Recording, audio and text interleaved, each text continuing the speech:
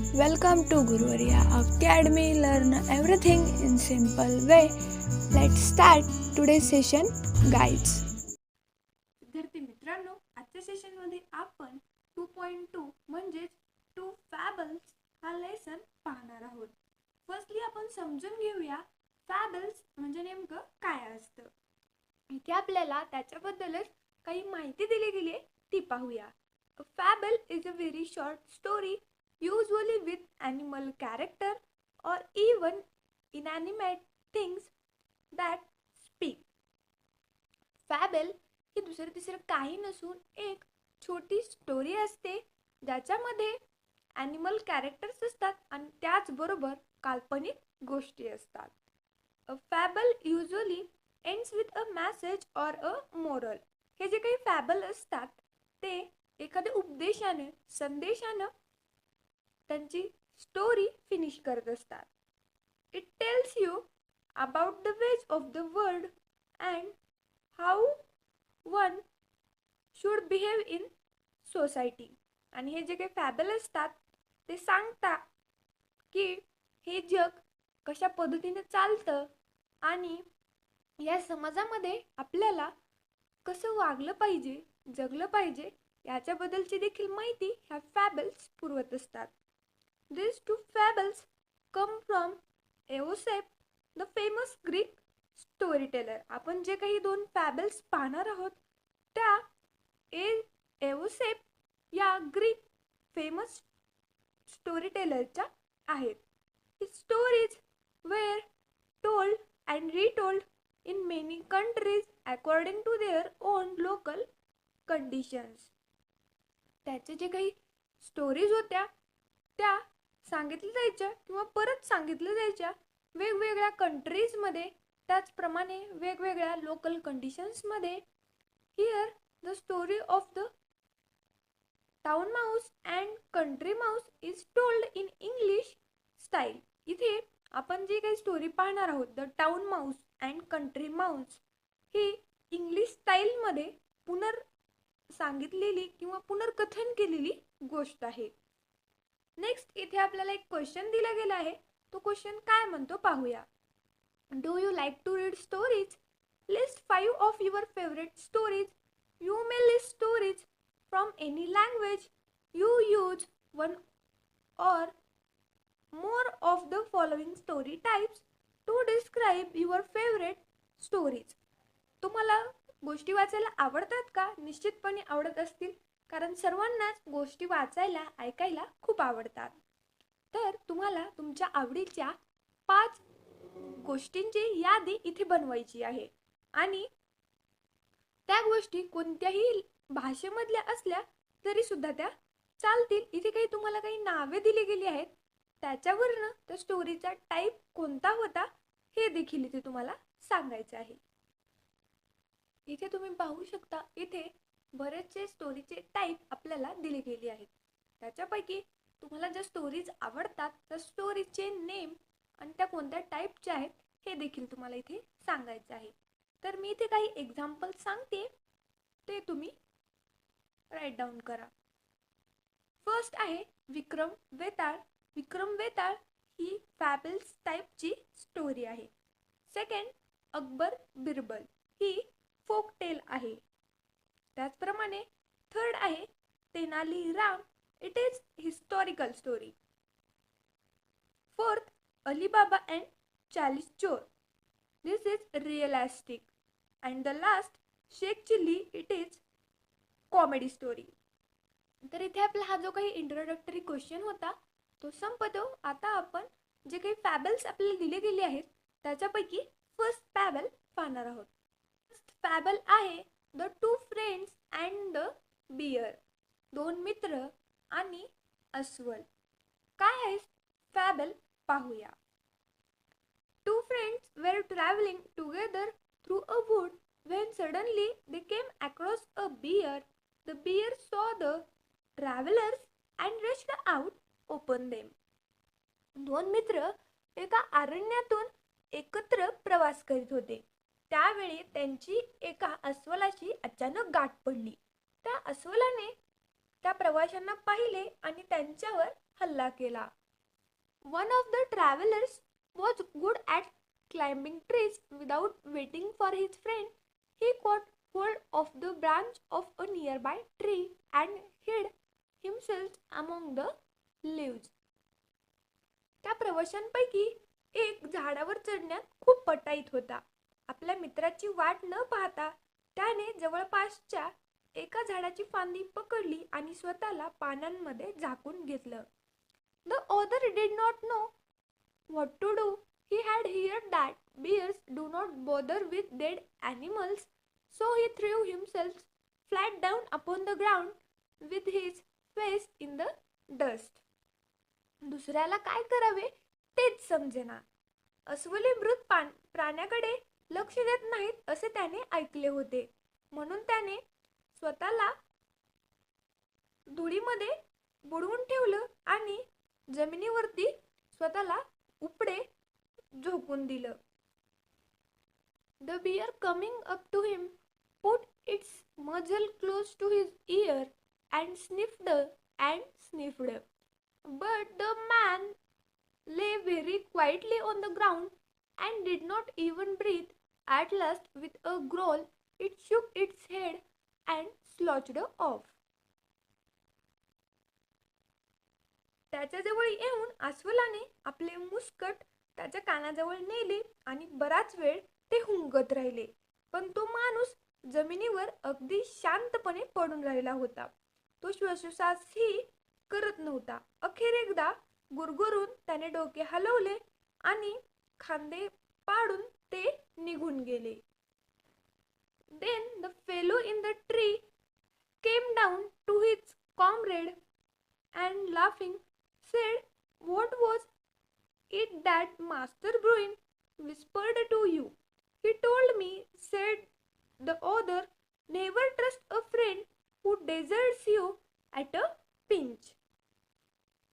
मग झाडावरचा माणूस खाली उतरला, मित्राकडे आला आणि हसत हसत म्हणाला, "ब्रुइन साहेब, तुझ्यापाशी काय पुटपुटले?"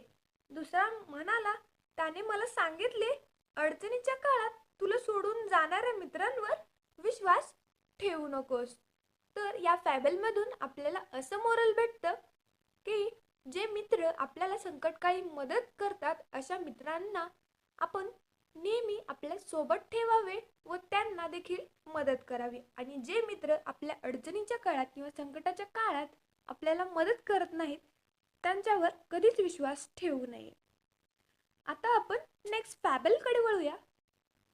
नेक्स्ट फॅबल आहे the town mouse and the country Mouse, म्हणजेच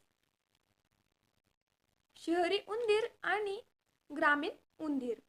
काय आहे शहरी उंदीर आणि ग्रामीण उंदरांची फॅबल आता आपण पाहूया. Once upon a time, a town mouse went on a visit to his cousin in the country. The country mouse was a simple, rustic fellow. He loved his town friend. He gave him a hearty welcome. Beans, cheese, and bread were all he had to offer, but he offered them freely. The town mouse rather turned up his long nose at this simple country fare and said, "I can't understand, cousin, how you can put up with this poor food, but of course you cannot expect anything better in country." एकदा एक शहरी उंदीर गावातल्या आपल्या जवळच्या नातेवाईकाला भेटायला गेला. तो ग्रामीण उंदीर साधा भोळा गावठी होता. आपल्या शहरी मित्रावर त्याचे प्रेम होते. त्याने त्याचे मनपूर्वक स्वागत केले. मित्राला देण्यासाठी त्याच्यापाशी फक्त धान्याचे दाणे, चीज आणि भाकरी इतकेच होते, पण त्याने ते मुक्त हस्ते दिले. त्या साध्या गावंढळ खाद्याकडे पाहून शहरी उंदराने आपले लांब नाक मुरडले आणि म्हटले, "या कन्नादाने तुझे कसे काय भागते ते मला समजूच शकत नाही, पण अर्थात गावंढळ प्रदेशात राहून यापेक्षा चांगल्या कशाचीही अपेक्षा करता येत नाही. Come with me and I will show you how to live. When you see town life, you will wonder how you could ever live in the country. No sooner said than done. The two mice set off for the town and arrived at the big house where the town mouse lived in a hole. You will want some refreshment after our long journey, said the polite town mouse and took his friend into a grand dining room. There they found remains of fine feast. Soon the two mice were eating up jellies and cakes and all that was nice. माझ्याबरोबर ये आणि कसे जगावे ते मी तुला दाखवीन.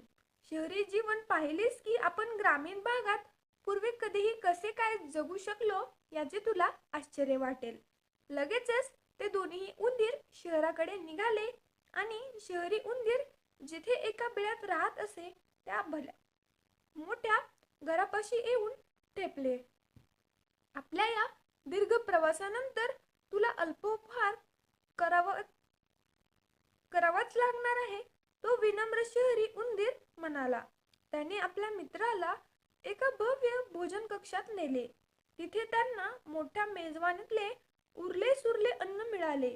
बघता बघता हे दोन्ही उंदीर जेली काय, केक काय आणि चांगले असेल ते सर्वच खाऊ लागले. Suddenly they heard growling and barking. What is that? Said the country mouse. It is only the dogs of the house, answered the other. Only, said the country mouse, I do not like that music at my dinner. Just at that moment the door flew open. In came two huge mastiffs and the two mice had to scamper down and run off. Goodbye, cousin, said the country mouse.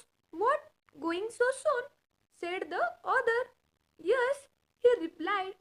Better beans and bread in a piece than cakes and jellies in fear. अचानक त्यांच्या कानावर गुरगुरण्याचा आणि भुंकण्याचा आवाज पडला. गावठी उंदराने विचारले, ते काय होते? दुसऱ्याने उत्तर दिले, ते फक्त घरातले कुत्रे आहेत. फक्त गावठी उंदीर म्हणाला, माझ्या जेवणाच्या वेळी हे असले संगीत मला अजिबात आवडत नाही. नेमक्या त्या क्षणी दरवाजा धाडकन उघडला आणि दोन धिप्पाड कुत्रे आत घुसले. दोन्ही उंदरांना धावाधाव करून खाली उतरावे लागले आणि पोबारा करावा लागला. गावठी उंदीर म्हणाला, नमस्कार बंधू. दुसरा उंदीर म्हणाला, काय इतक्या लवकर निघालास? होय, त्याने उत्तर दिले. भीतीच्या वातावरणात जेली आणि केक खाण्यापेक्षा शांत वातावरणात धान्याचे दाणे आणि भाकरी खाणे अधिक बरे. तर विद्यार्थी मित्रांनो, या दोन फेबल्समध्ये आपण पाहिलं की जे काही ॲनिमल्स आहेत किंवा जे काही इमॅजिनरी कॅरेक्टर्स आहेत त्या या फेबल्समध्ये क्रिएट केले गेले आहेत. तर आता आपण या फेबल्सच्या वर्कशॉपला सुरुवात करूया. टू फॅबल्स या लेसनचा वर्कशॉप आता आपण पाहूया. Question number first. This story has two parts. Write what happened in each part. या स्टोरीमध्ये आपल्याला दोन पार्ट पाहायला भेटतात आणि प्रत्येक पार्टमध्ये काय घडलं ते इथे आपल्याला लिहायचं आहे. हा जो काही क्वेश्चन्स आहे तो तुम्हाला तुमच्या टेक्स्टबुकमध्ये स्क्वेअरच्या फॉर्ममध्ये दिला गेला आहे. इथे मी सिंपल फॉर्ममध्ये त्याला मांडलं आहे. First, in the country the town mouse went to visit his country cousin. The cousin heartily offered beans, bread and cheese. The town mouse did not like the food. Next box मध्ये, at the big house where the town mouse lived, the town mouse offered his cousin jellies and cakes. Better beans and bread in peace than cakes and jellies in fear.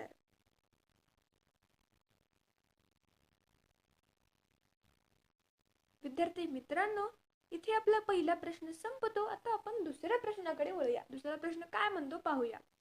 Translate the following into your mother tongue. इथे आपल्याला काही वाक्य दिली गेली आहे. ते वाक्य आपल्याला आपल्या मदर टंग मध्ये म्हणजे मातृभाषेमध्ये ट्रान्सलेट करायचे आहे. फर्स्ट सेंटेन्स आहे, I do not like that music at my dinner.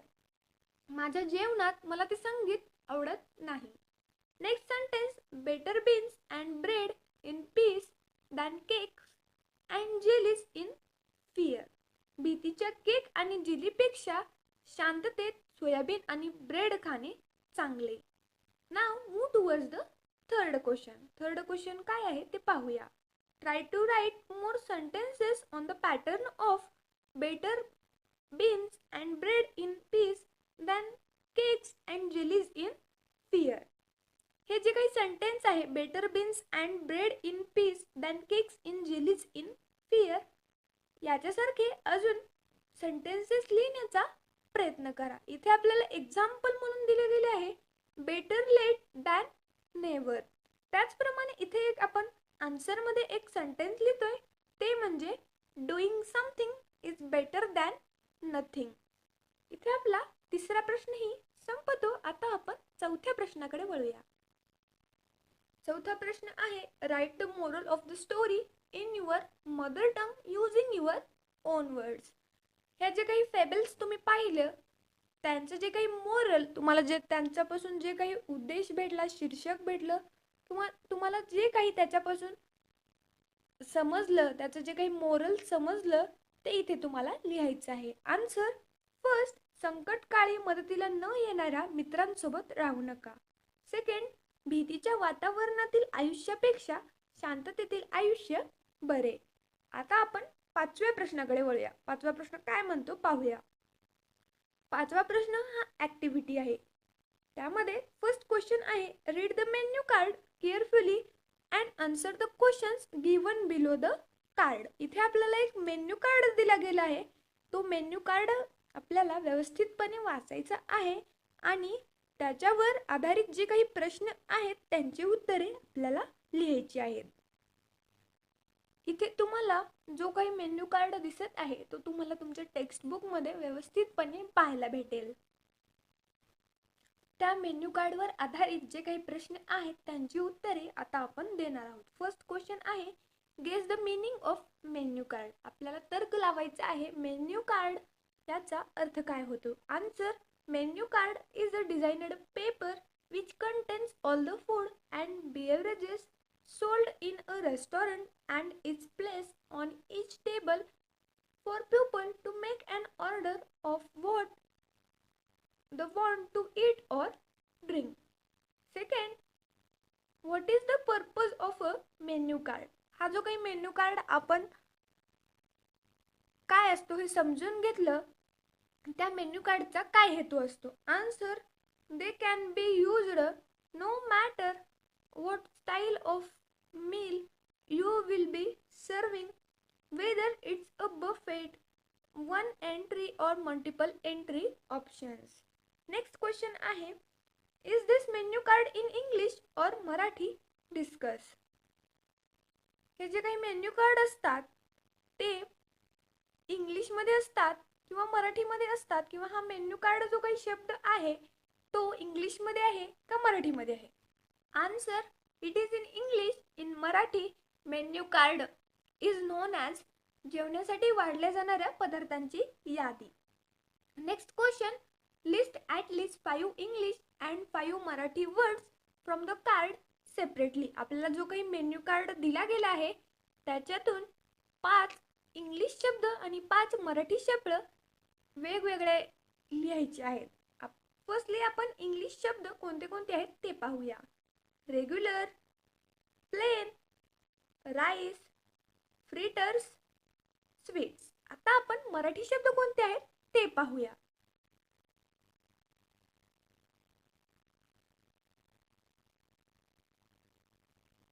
Marathi शब्द आहेत भात, चपाती, डाळ, कढी, पापड. त्या मेन्यू कार्डवर आधारित जो काही फर्स्ट क्वेश्चन होता तो इथे संपला आहे. आता आपण सेकंड क्वेश्चन पाहूया. Imagine that you have opened a hotel in the following places. Dahiwadi, Nagpur, Bengaluru, London. कल्पना करा तुम्ही इथे जे काही 4 शहरांची किंवा ठिकाणांची नावं दिली गेली आहेत तिथे स्वतःचं हॉटेल ओपन केलात. मग त्याच्यावरती तुम्हाला काही प्रश्न विचारले गेले आहेत, त्यांची उत्तरे इथे लिहायची आहे. फर्स्ट, विच लँग्वेज और लँग्वेजेस अँड स्क्रिप्ट और scripts will you use on your card at each of this places. ह्या प्लेसेसवरती तुम्ही तुमचं जे काही कार्ड आहे किंवा तुमची जी काही स्क्रिप्ट आहे ती बनवण्यासाठी कोणत्या कोणत्या लँग्वेजेसचा वापर करणार आहात. Answer, Marathi, Hindi, Kannada, English languages will know to me respectively for scripts on my card. Next question, you want to appoint staff in your hotel. What languages do they need to know? तुम्हाला तुमच्या हॉटेलमध्ये स्टाफ नियुक्त करायचे आणि तो staff नियुक्त करताना तुम्ही त्या स्टाफला कोणत्या लँग्वेजेस येणं गरजेचे आहेत असं तुम्हाला वाटतं. Answer, the staff should know the languages like Marathi, Hindi, Kannada, English etcetera.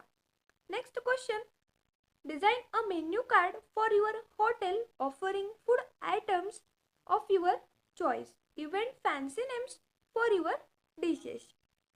तुमच्या हॉटेलसाठी एक मेन्यू कार्डचं डिझाईन तयार करा आणि त्याच्यामध्ये तुम्ही जे काही डिशेस ठेवणार आहात त्या डिशेसची फॅन्सी नावे द्या. इथे तुम्ही पाहू शकता एक मेन्यू कार्ड इथे आपण तयार केला आहे. त्याच्यामध्ये रेग्युलर डिशेसमध्ये तुम्ही पाहू शकता चटपटी पावभाजी, खतरा दाबेली, डॅशिंग समोसा, रॉयल बेर यांच्यासारखी इंटरेस्टिंग आणि फॅन्सी नावे इथे आपण दिली आहेत.